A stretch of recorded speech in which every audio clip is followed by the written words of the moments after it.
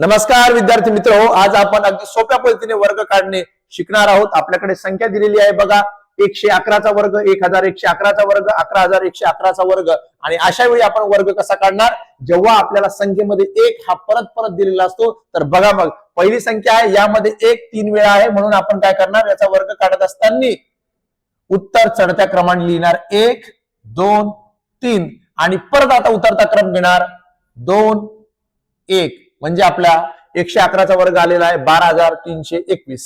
दुसरं उदाहरण बघा आपलं 1111चा वर्ग, तर एक किती वेळा आलेले आहेत, 1 2 3 4।